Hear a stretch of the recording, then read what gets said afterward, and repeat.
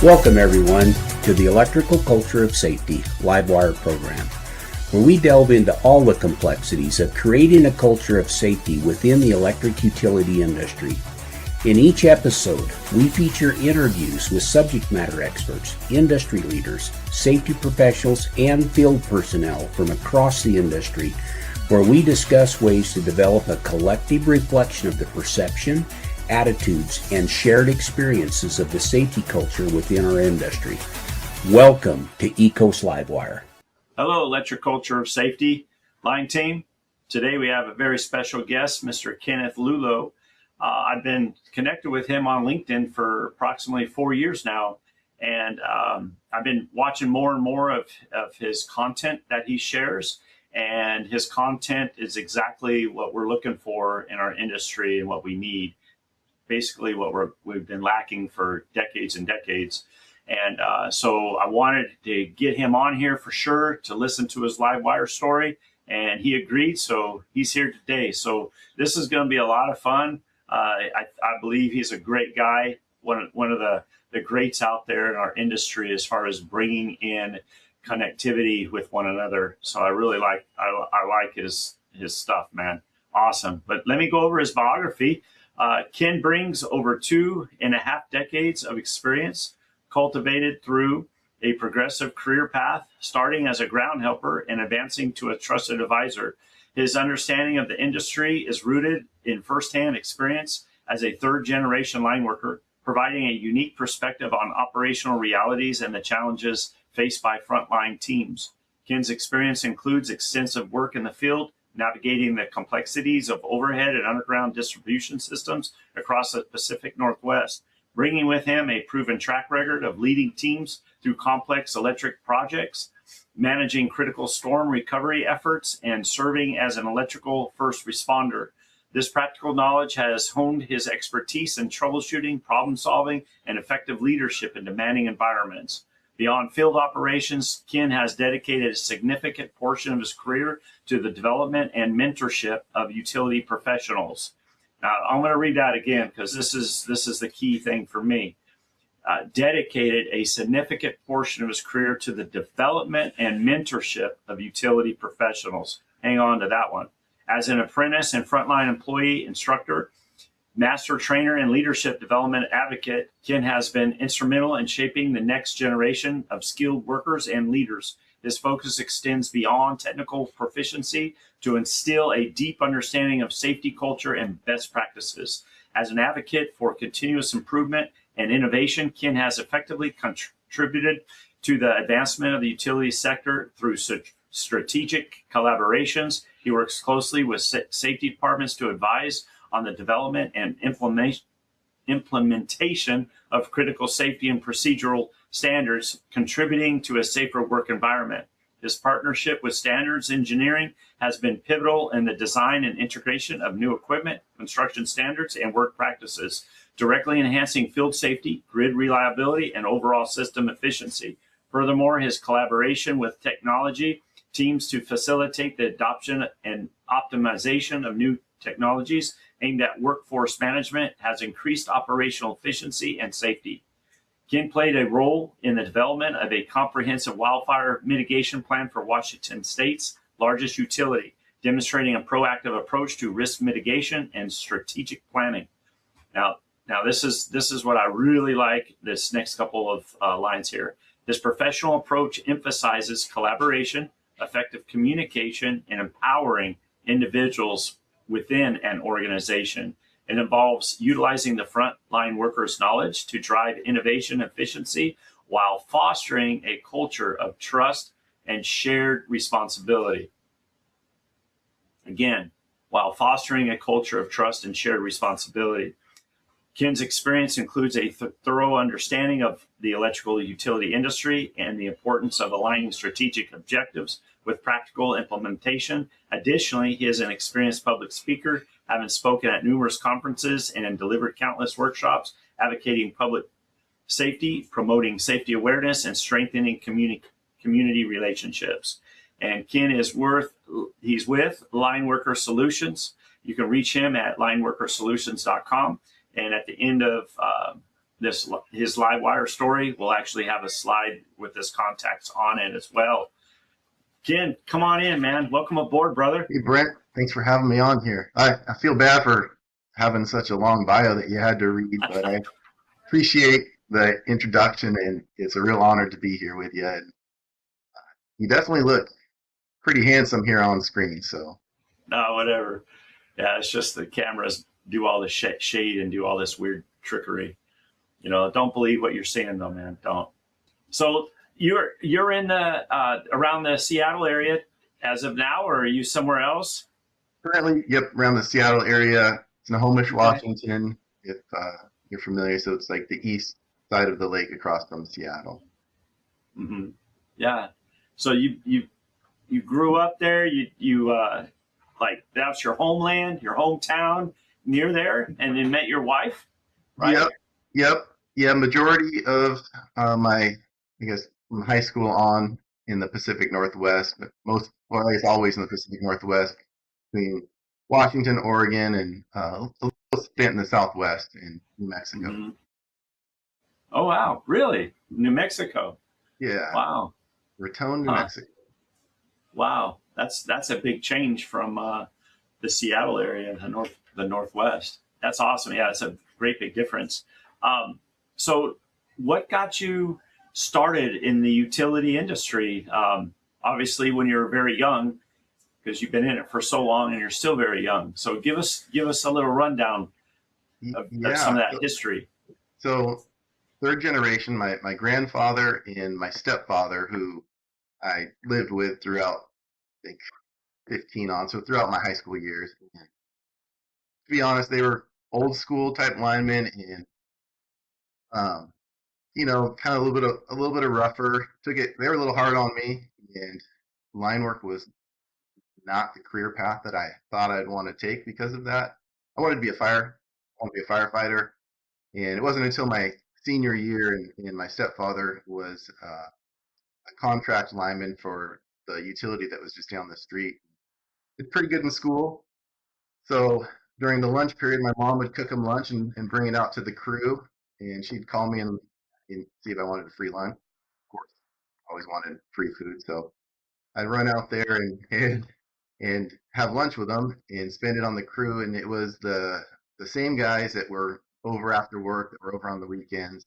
It was just like my buddies, doing a little banter on each other, and it looked like it was a lot of fun, and that was where my real interest came from right there. And so thinking third generation, that sure I'd have that leg up to get in.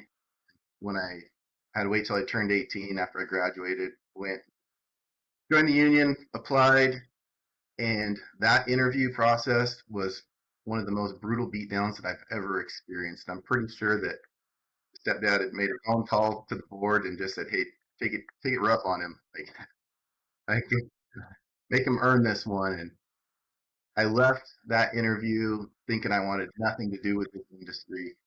I stewed on it for a couple of days, and I just came to this determination that I got a little chip on my shoulder saying I'll prove everybody wrong. So I spent a year as a groundman, kind of learning a little bit of the trade, went back and interviewed. I got accepted into the apprenticeship and went that route. So I was on the construction side for about 16 years before I eventually went over to the utility side. And at that same time, well, I guess through my apprenticeship, I was probably pretty fortunate because I had some individuals that were a little hard on me in the very beginning, maybe not the best leaders. And then towards the end of my apprenticeship, I had some incredible leaders who are still mentors to me today that I look up to. And I feel that who I am today is a collection of everybody, even the good and the bad. And that's what influenced who I am, kind of the core values that I hold, in especially how I try and work with other individuals, because we all learn a little bit differently.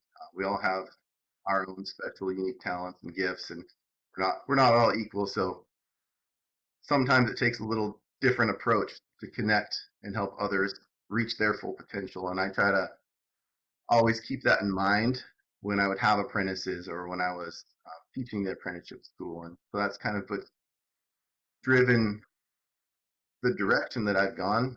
This wasn't necessarily even planned. And if I was being honest today and you said, what's your goal? I don't necessarily know what the exact goal is or what I'm doing. I just know what I believe in the direction that I want to take things.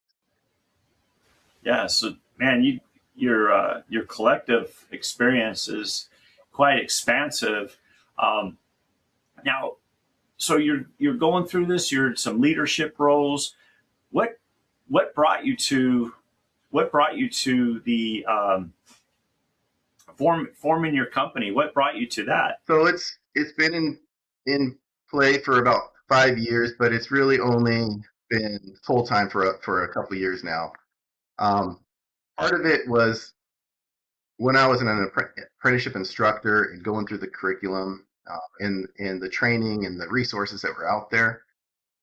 I felt like it was lacking. So I had this idea that I wanted to do something different that would help apprentices and just the industry in general with content and information training or just conversations that will help advance them what they really need as a leader to grow and not just that check the box and you've met the requirements and now you're a journeyman. I really wanted them to get value, and so that was kind of the mission.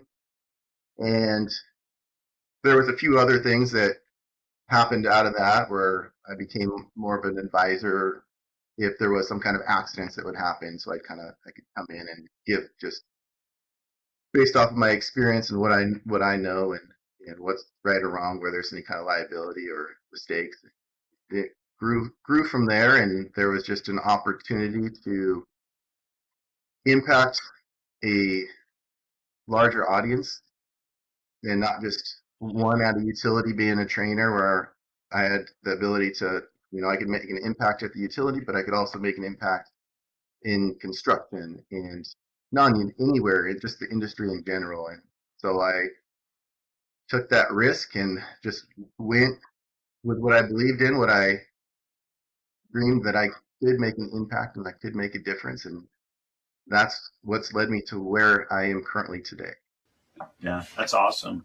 And you're the CEO, the president, you're the owner, Line Worker Solutions. Yeah. The founder, president by definition. But yes, it was a dream that I had, and not for that title, but for the impact that I could have. And you got to run that piece of it too. But I'm just a normal person that wants to help everybody, be successful and make the industry better. Yeah. Well, I started noticing some of that's interesting because we've been connected since for about 4 years. And I started, I think, 2022. And I started noticing in the last few years, especially this year, I noticed where you're posting so many important things. And I would recommend everyone that is on LinkedIn to connect with Kenneth and see his content and follow him and review it from time to time. Because when he says that he is come here to make an impact, to help folks become the best who they can be, essentially, when you read his content, that's exactly what he is expressing as far as enabling our industry, the people within our industry, to be the best they can be. And let me read this real quick, Kenneth. This is from your description from your LinkedIn, and just that alone tells the whole tale. Let me read this real quick for the audience. I help utility organizations build cultures where safety, leadership, and operational excellence are lived every day, especially on the front lines, where safety is not a checklist, it's a way of life. When employees take ownership, speak up, and look out for each other, safety becomes who they are, not just what they do. I partner with organizations to help shift this focus from compliance to commitment. Love that, from compliance to commitment, because that's what reduces accidents, improves efficiencies, and ultimately saves lives. So we're going from compliance, point A, to commitment. That's the goal, man, right? Commitment. Commitment, yeah. Compliance, checking the box, good intent there, and we need rules because that's what keeps us safe and keeps us to a certain standard. When we only focus on the rules and not that human element piece of it, though, it's a check the box, and you get resistance. It's where trust can be broken. Then you're always looking for what that individual did wrong, and not the systems that were in place that allowed that type of action to happen. That could be the crew culture, it could be the company culture, it could be years of the cutting corners that just became what they call normalization of deviance. So there's a lot of different factors, and even time pressures and fatigue, sun, heat, cold, a lot of different factors that can come in there that can make uh, compliance a little bit obsolete or hard to follow. Where when we kind of change our mindset to, hey, I'm going to own this, not for my safety, but for everybody's safety around me. Then even when we are going through those situations where we are in a fatigue state, or we might not understand the exact reason that we're being asked to do something or being pressured, we still own that safety aspect of it. We're looking out for each other and trying to uphold the standard of the industry and who we are, what we stand for. Yeah. So you have you did an article recently, not too long ago, as far as when a person within an organization, they obtain that leadership role, how the brains of the folks are rewired, including the leader, him or herself, can be rewired. So the actions are perceived, the words are perceived slightly different than they used to be. And that's a very interesting concept. Just share with a little bit about that.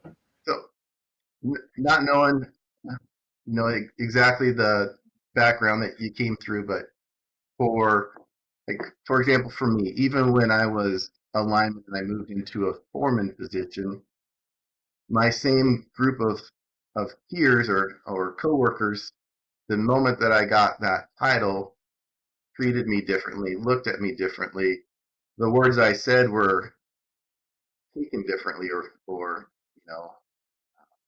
translated different. And then every time that I've changed into a different type of position, it's been the same thing. And especially if anybody comes from the field and moves into a leadership position, just the way that divide can be put there can really throw an individual off. And the words have different meanings because it's interpreted differently from guys in the field now. So we really have to be aware of the weight of our words, the impact that it has on other people, because really authority is one of the factors that really puts a lot of weight in the words that we say. Like how a culture or how a culture sets is just a collection of experiences, and that's the experience that field worker gets based off of the different pressures, the way that individuals are treated, the way that safety is actually treated, if it's the words that we say, or is it, hey, you guys be safe today, but this is going to be a hard money job, so do what you can do to get it done, right? So our words aren't aligning with the message, and that's where our culture is built, right? Is just those set of experiences. Yeah, no, that's all true, and I like the perception. It's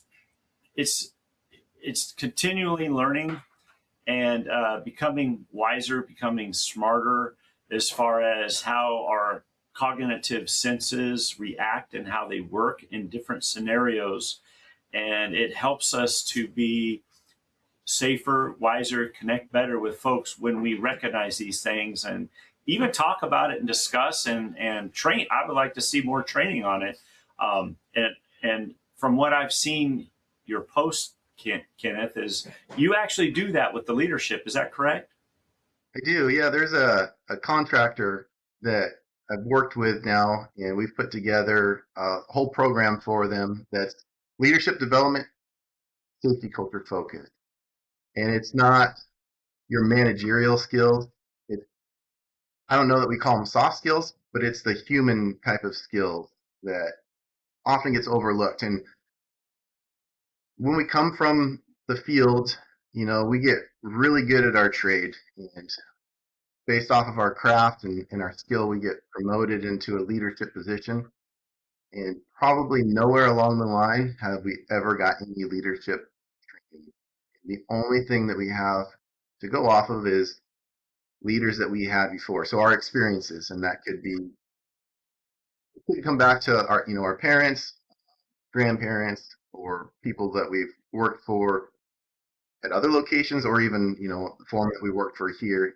And that's really it. So somewhere along those lines, it's a collection of what we've taken, and that's what our leadership skills are, not necessarily recognizing now the impact that we have on the development and the success of our crew and for that next generation that's coming up behind us. And that was kind of the goal of the program that we've put together here, is to build those skills in awareness. And one topic that I love that really gets a different reaction, and I call it mental files. There was actually a doctor that came up with that term. It's really just our experiences. So our experiences shape our life, our decisions, our behavior, our beliefs, and we don't actually necessarily, even when it comes to people, we don't actually see the person in front of us. We see the file that we hold on that person.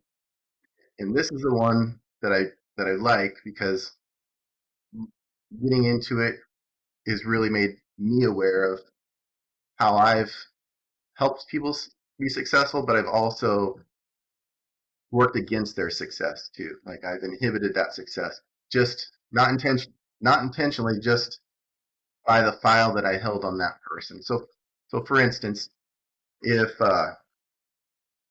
say I'm this foreman or a new apprentice, and I work on another foreman's crew, and I'm great, you know, like that other foreman, we'll call him Joe. He's like, yeah, Ken's great. You know, he's cut in, he hustles, you know, he knows what he's doing. He's a go-getter. You're going to love him. So he's telling you this information.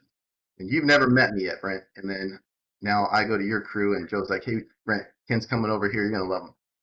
Immediately, you're going to welcome me in. And you're like, hey, Joe said some really good things about you. You know, I'm glad you're over here. Let's see how good you do, what you can do. And you're going to treat me that way. I'm going to make a mistake, and you're like, hey, Ken, it's okay. That's how we learn. You know, do it this way next time. Now, same person with a different foreman, and maybe I'm having an off day, or I haven't done that task yet. I haven't learned that task yet. I'm trying to learn the different personalities. Who knows what crew I came from before? Maybe I'd been laid off for a little bit, whatever factors.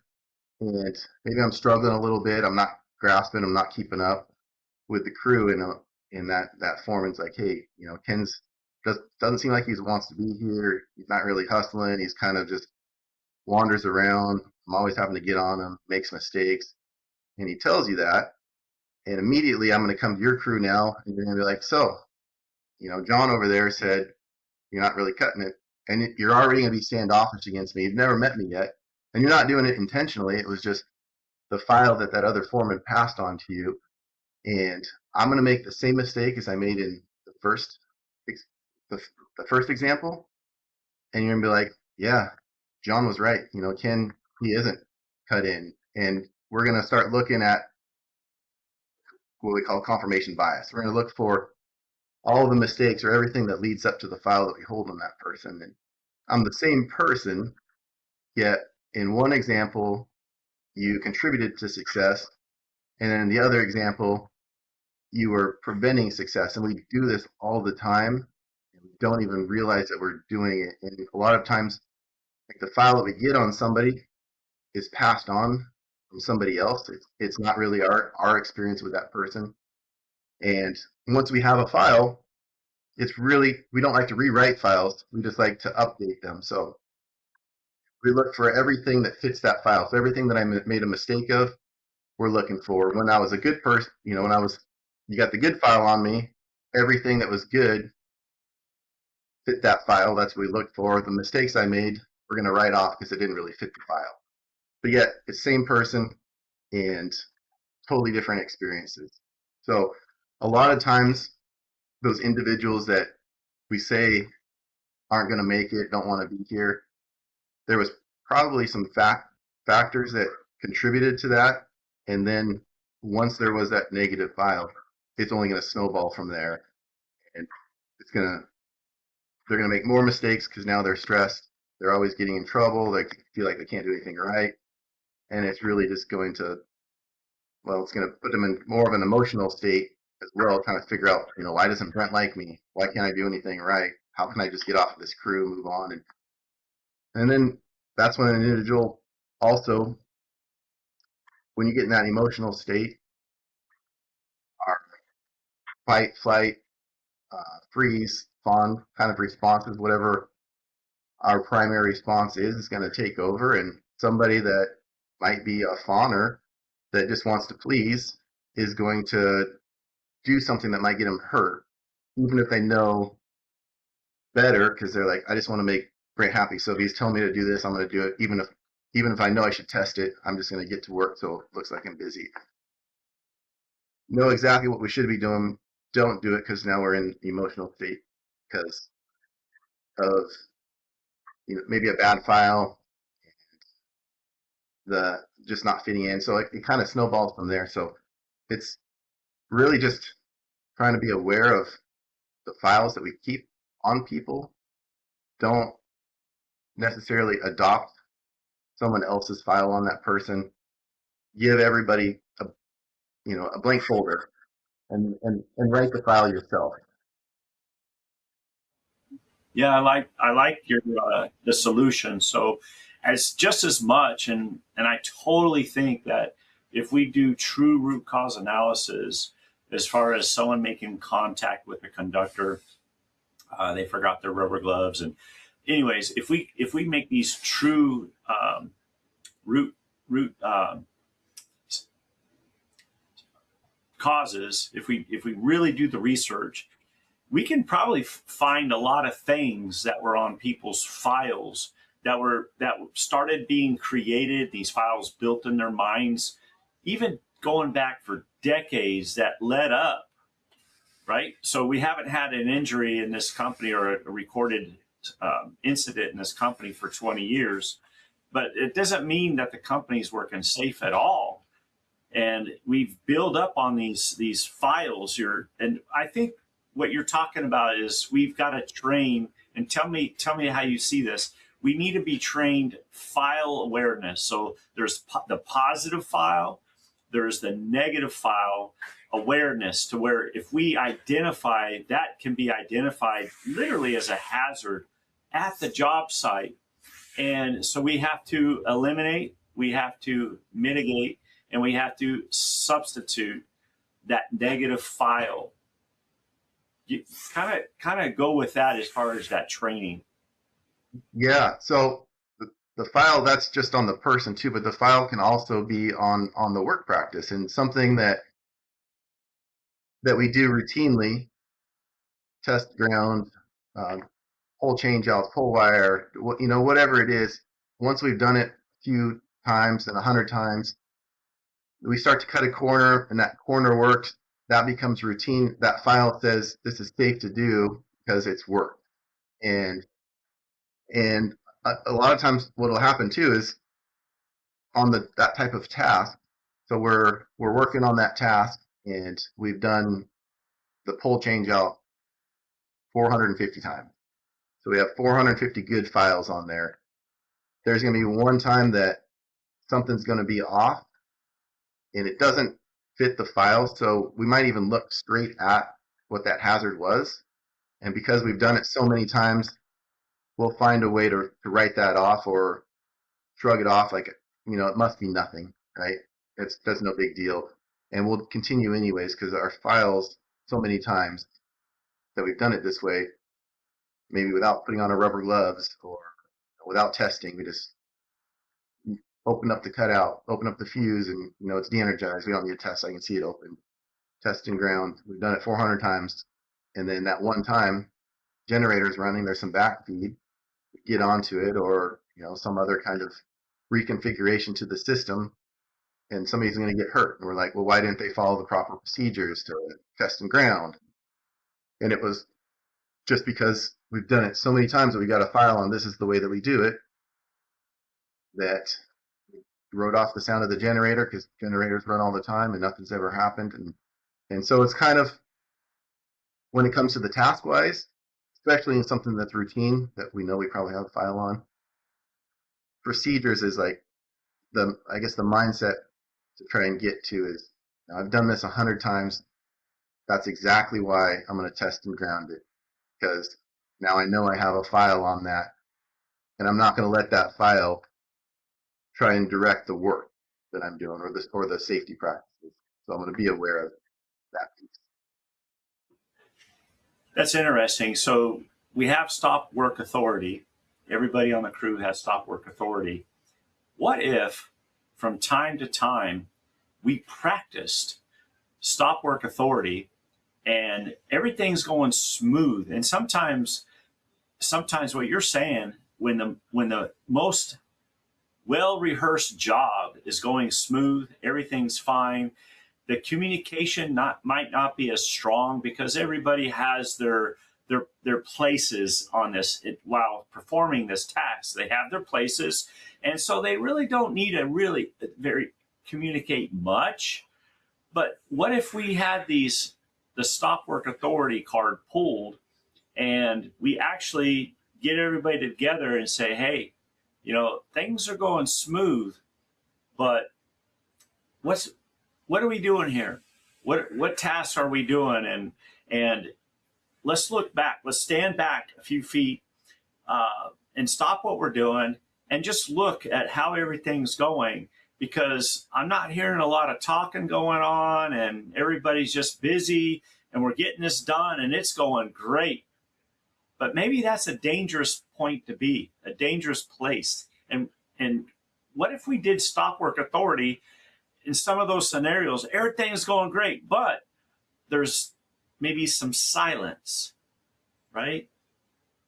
I love that you brought that up too. And to me, we could do a much better job in the industry, especially the foreman or that veteran leader, to bring that piece up. And Brent, you're out there working and be like, hey Ken, I've done this a lot. Speak up, because maybe I'm getting complacent on something because it's worked so many times. Like, I want your fresh eyes. If you see something, I want you to speak up and stop work. Because what happens a lot of times is somebody does see what that mistake might be. But Brent, you've been there for 40 years. Brent knows what he's doing. He's got to have seen it. I'm not going to say anything. So we have this authority bias because there's that senior person and they have to see it. So if Brent's not saying anything, it can't be that big a deal. And I don't want to look silly and say something and make Brent upset. So we get this authority bias. But if you had said, hey, there's this stop work. I've done this for a long time. I'm going to miss some things from time to time. I need you to, with your fresh eyes, if you see something, to call this stop work and let's talk about it. And if it's no big deal, it's no big deal.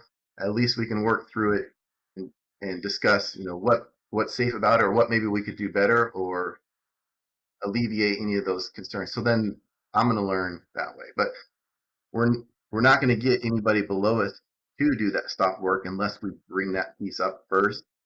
and talk about it.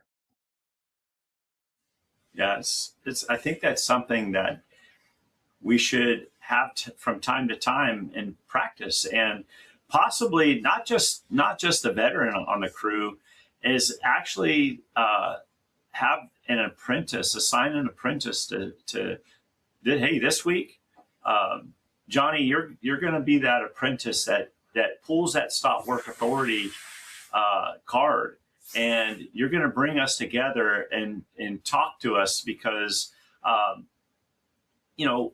what is that? Remember that one old song back in the 70s, hello my old friend, and it's silence. And in that silence, it's kind of a dark place to work from. And I think by bringing in those folks and practice these things, I think we could get these files and open up these files and relook at, we thought this was our best work practices, but is there a better way? That's generating that conversation and giving permission to an apprentice is really key in the development and to utilize stop work and make it be successful. If we don't give them permission to utilize that, it's unlikely that they will, unless they've had a leader somewhere that's given them permission or showed them that it's okay to do. So yeah, those are conversations that we need to normalize. We need to, like you said, assign that role or that responsibility to that apprentice and say, hey, this is your responsibility. This is what I need from you, is to step up and be the leader and look out for these stop work, call the stop work, and let's go through it. This is your task. I'm giving you this extra responsibility now. Even at the beginning, the groundman, like when you were a groundman in the days, and given that authority and that permission, that exchange, that transaction, where the general foreman looks at the new guy, he hasn't been here on this crew for a week, and that general foreman, 30 years in the company, looks at him in the eyes and sincerely tells him, with the right inflection, with the right vocalization, and truly is sincere, and tells him, hey, Johnny, you've got permission to have stop work authority. Anytime you see something that is a concern, you stop it and you bring us back for a huddle. You have that. Yeah, I really like that direction that you're taking it too. And I'm thinking, if there's a superintendent or a general foreman that comes out to visit the crews, if you could keep it in mind to seek out the lowest step person there, go up to them and be like, hey, I don't know what's going on out here. Make sure that you walk me through anything that's going to hurt me, potentially kill me. Like, you look out for me, and if you see me doing something, speak up, stop the work, let me know, and give that person that responsibility. And that once a person's given responsibility, like, it excites you, because there's growth. Somebody trusts me, so you're going to take that role and run with it. And that's how we really get that younger generation to start to grow and speak up and not just, well, Brent knows what he's doing, I'm just going to go along with it, not rock the boat. But it'll teach that the culture that we want. I picked one of your quotes off your LinkedIn account, and I thought it was really very clever and poignant. It's strength isn't a wall. It's a vulnerability loop where one person's willingness to admit a flaw is met by another's, forging an unbreakable bond of trust. You just used the word trust in the process. That's awesome, man. Yeah.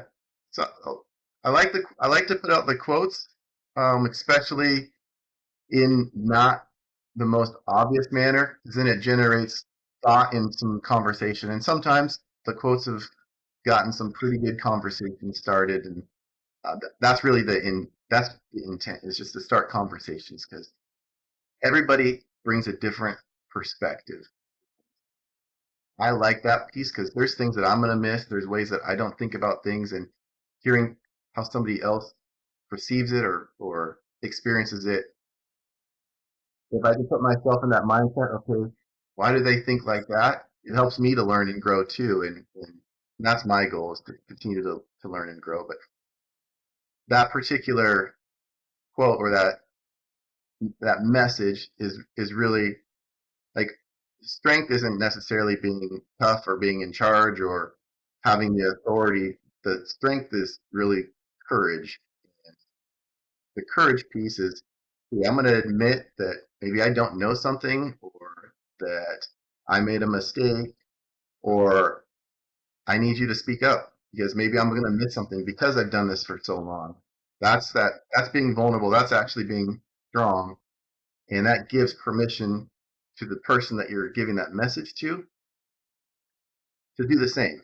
Okay, I can admit it's a mistake. I don't have to be perfect. I don't have to hide things so that I'm going to get laughed at because I don't understand or I don't know. So that's what the strength is. And when it comes to the courage part, I think what we fear the most is not fitting in, getting laughed at, humiliated, looking silly. And so we don't speak up. And there was a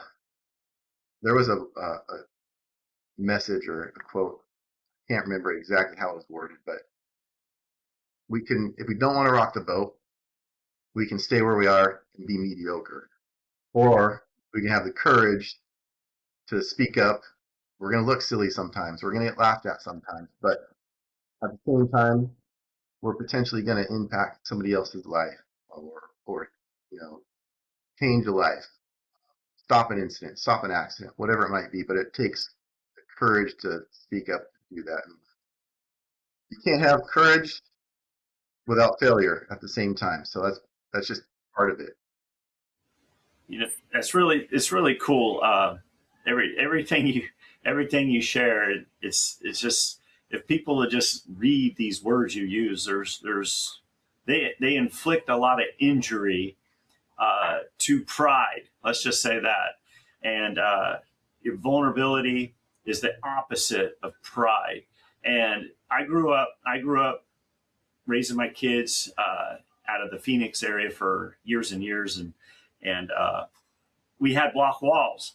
If you go to Phoenix, Arizona, not only is it 110 degrees all the time, but at least a lot, but all these homes have block walls, and you really didn't see your neighbors. And I actually, when my wife and I are ready to move, and we moved to South Carolina and work with my folks here, Bierer Meters, is interesting because I started seeing these block walls as our own prison that we enjoyed, and we thought our home, your home is where your heart is, and our heart was in this semi-prison block wall state of being, you might say.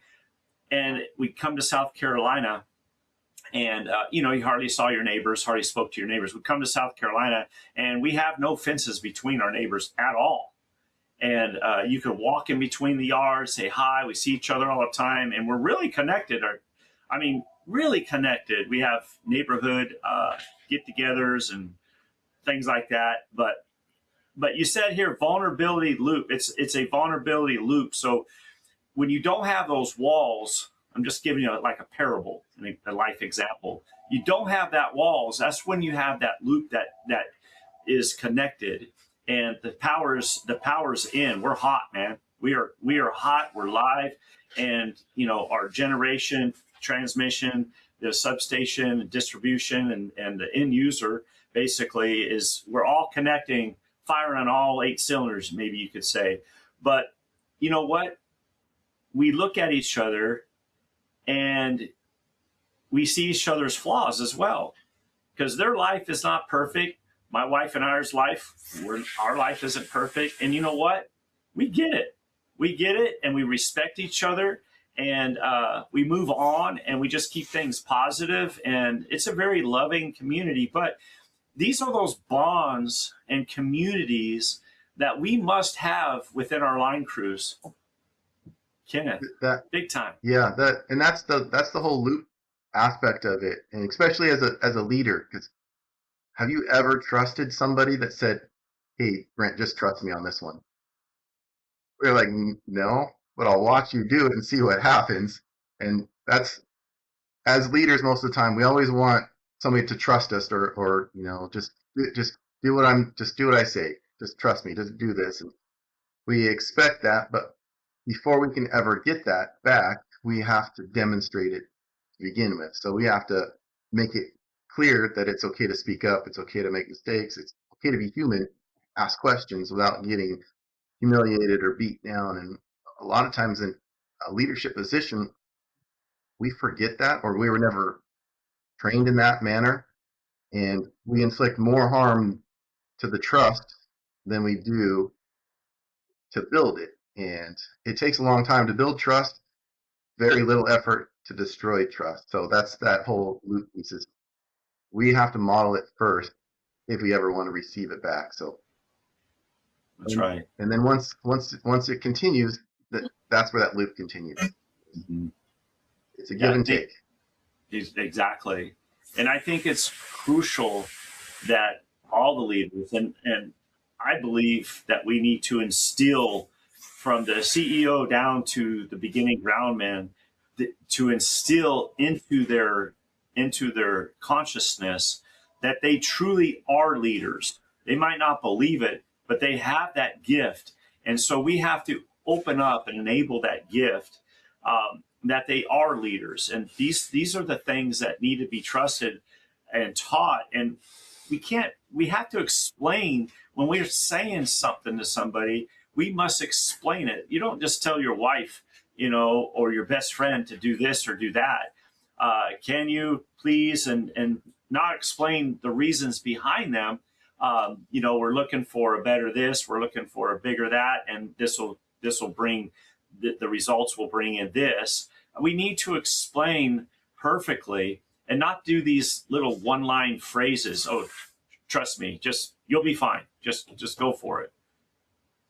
Yeah, the one that you hit was the why piece, and there's so many parts that can go in good directions here of this conversation. But as a leader, so I would say as a leader, I think one of the biggest misconceptions about leaders, we just think it's authority, and true leadership is just influence. Now there's leadership positions that have authority to them, but true leadership is influence, and you can be any position and you're a leader because you're influencing somebody somewhere. And there was a good story that I received at the Lineman's Rodeo last year, just having a conversation with a gentleman, and it had a tragic ending. This gentleman was a lineman for 50 years, and which is incredible to have a career that long. He was still working. He'd a year or two previously had this apprentice that he loved. This kid was kind of like his grandson. He said, great apprentice. It was, they rode in the truck together. This kid was like perfect to him. And he was so excited about him, and come to realize, on a routine type of task that we didn't test because we just did the same job yesterday and never tested there because it was fine. Something had been reconfigured, and the kid ended up getting into 480 volts, was electrocuted. They had to do aerial rescue and try to resuscitate, and unfortunately ended up in a fatality. And just speaking with that gentleman, you could tell that he realized that the work practices were the work practices that he had been modeling. Even though what we do is most of the time we judge the work practices off of our abilities. Like, okay, I know what I'm capable of. I can get away with this. I know what the consequences are. Not recognizing that we're not doing the work based off of our abilities.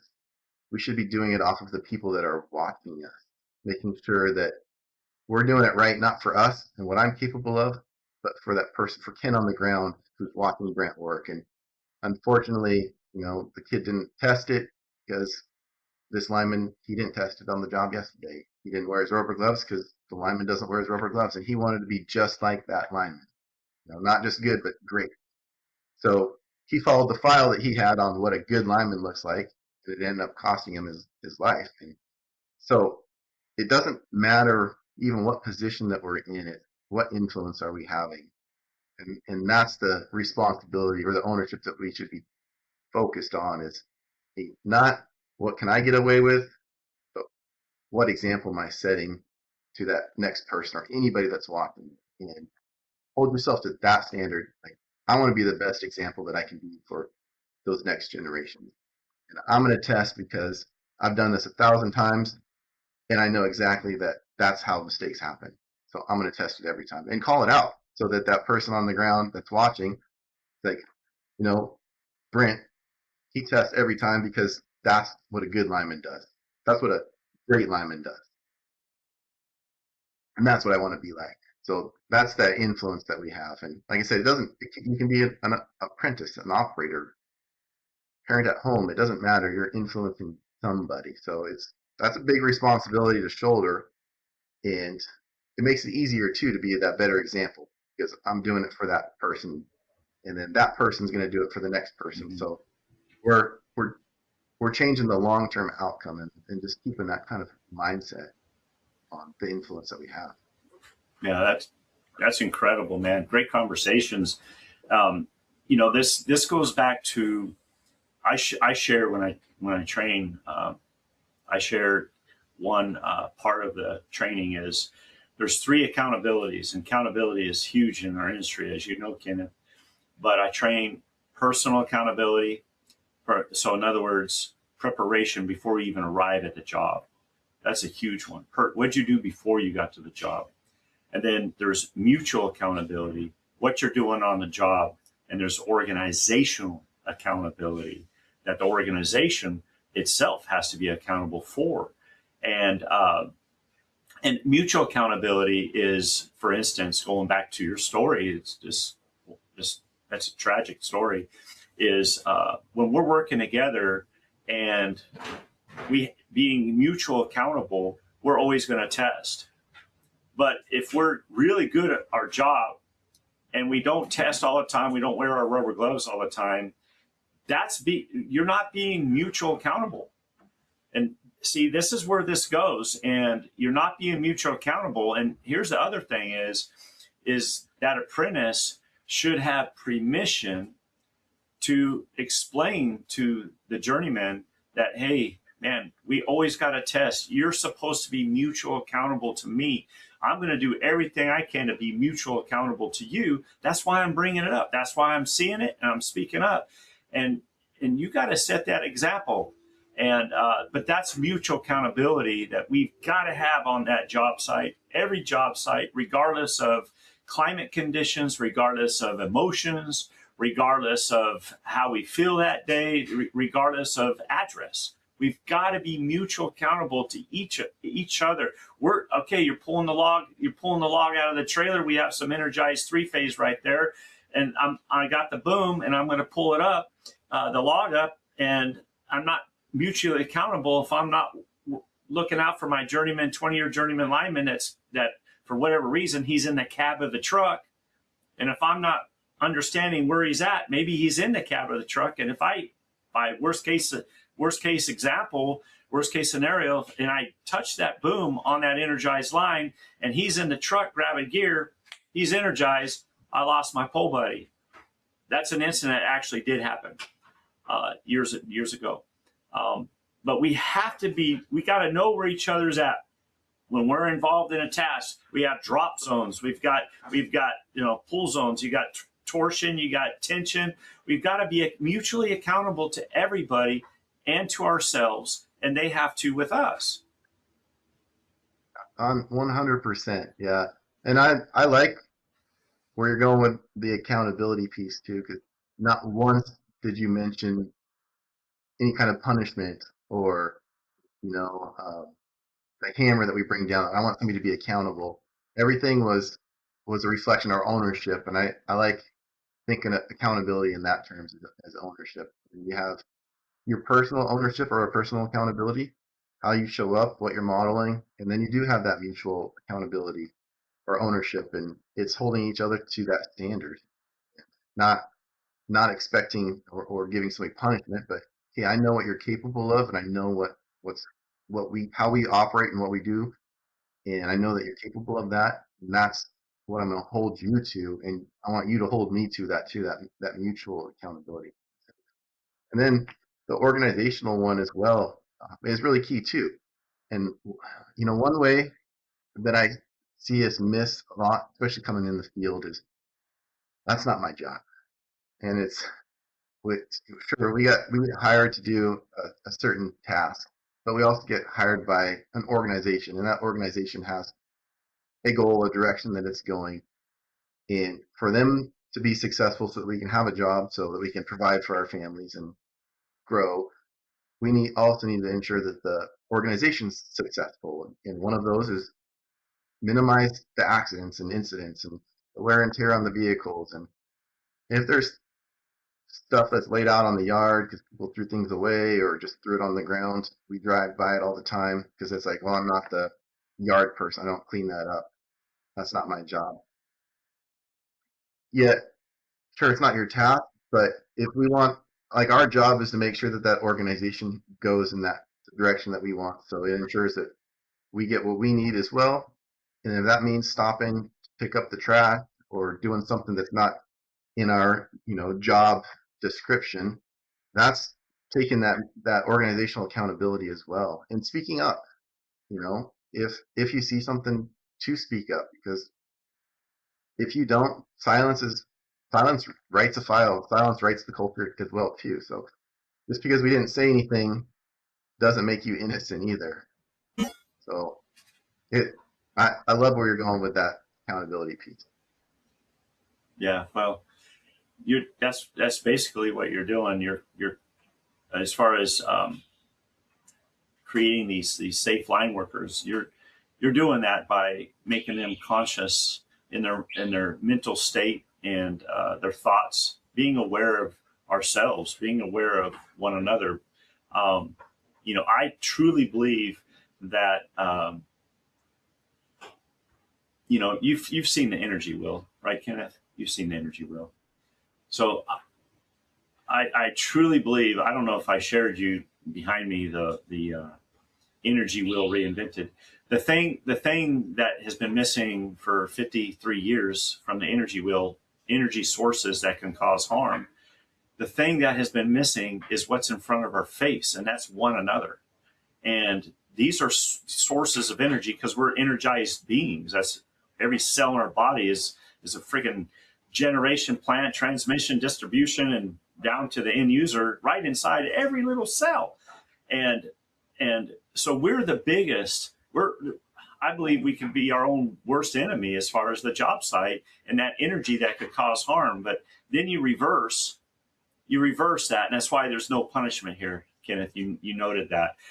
I don't believe in that. You reverse it, and then it's all about team, and that's the energy wheel, things that can help you. And that's where we need to focus on. It's not command and control.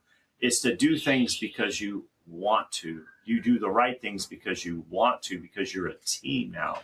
So it changes the whole perspective. And I truly believe that's exactly what you're bringing to the table for our crews.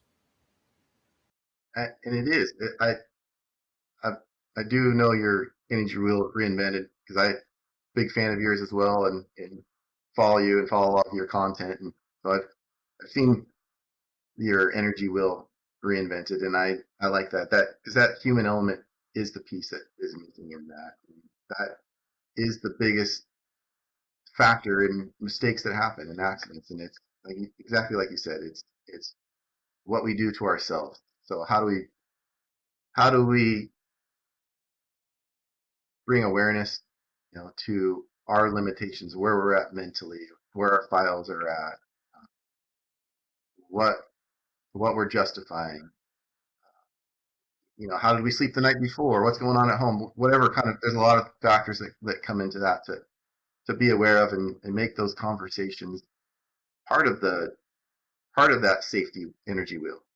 Those are the ones that need to be talked about too, because you got to know what state of mind everybody's in, where they're at, so that you can actually identify the hazards normalize stop work authority, not cut corners. Like, hey, what kind of example? I'm gonna hold you to the standard, and I want you to hold me to the standard as well. So that is the big factor that comes into that energy wheel. The biggest piece that's missing is human. Yeah, human.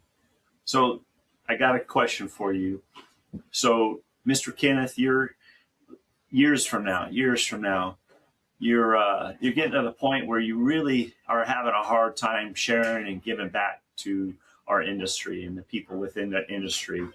And it's like, you're getting kind of down your road, and your legacy that you leave.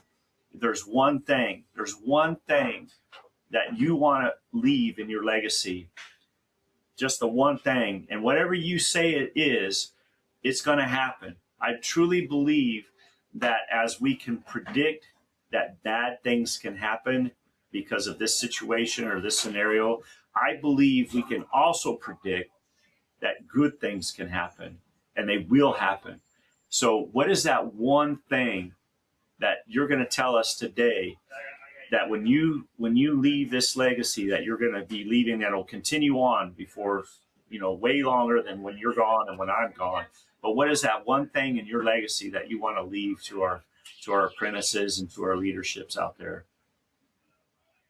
The one thing would be to own your influence.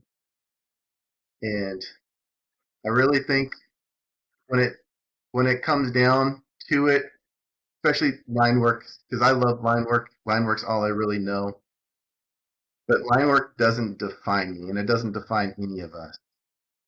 Line work just allows us the opportunity to influence other people and owning that piece of it. So what our legacy is not going to be the power lines that we built, the whatever the right of way was, because eventually it's going to be replaced. It's going to come down in a storm. The legacy that we leave will be the people that we influence, who are going to influence the next people and the next people. And the only way that we can make that positive influence is by owning our influence on others and setting that standard and being the example to others, and like that personal accountability aspect of it.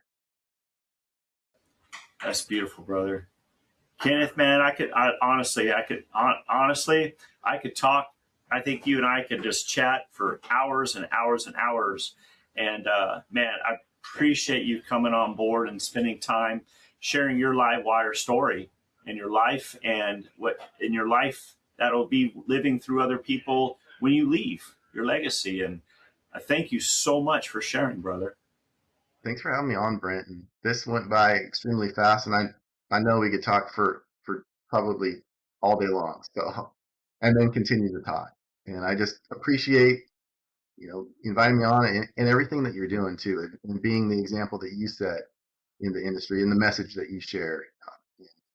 It goes a long ways. I know sometimes it doesn't always feel that way, but you're making the impact, and I appreciate it. Thank you, brother. Well, you're part of all of it too. So, that's that human connectivity. So I appreciate you, man.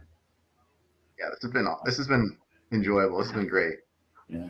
Bless you. And man, we always want the best for you and your family, always, and those around you. I appreciate that. And I can't wait to see you at one of the next upcoming events, probably the international. Yeah, I'm sure. Yeah, I will be there, man. Come and get it. Hey, get you, man. Just email me, tell me your shirt size, and I'll have it saved. We have our new International Linemen's Rodeo T-shirt that's hot on the presses right now, and it's. Do you remember? You were there last year, right? Okay, you remember the sunrise through the fog? So Denise Bierer, my brother Joe Bierer's wife, she was there, and she took a picture as the line workers were competing, and she took a picture of that sunrise through the fog right above their heads. Oh my gosh. And that is going to be on the back of the shirt. And the theme that we did this year is slow is smooth and smooth is fast. That's the theme on the back of the t-shirt. So you got to get one. Brent, no joke. So I keep a daily journal, and I have a quote for every single day. And my quote today is, slow is smooth, smooth is fast. Stop it. No, I swear that is today's. Man, I'm telling you, I'm a huge believer in fate and destiny. I just am. And you're part of all that as well. So that's just proof right there. Dang. No, I appreciate you, brother. Wow. You too. Yeah. No, I'm excited. This has been great. Man. Well, yeah, take care, and I can't wait to see this out there. Thank you. I'm looking forward to it. You take care.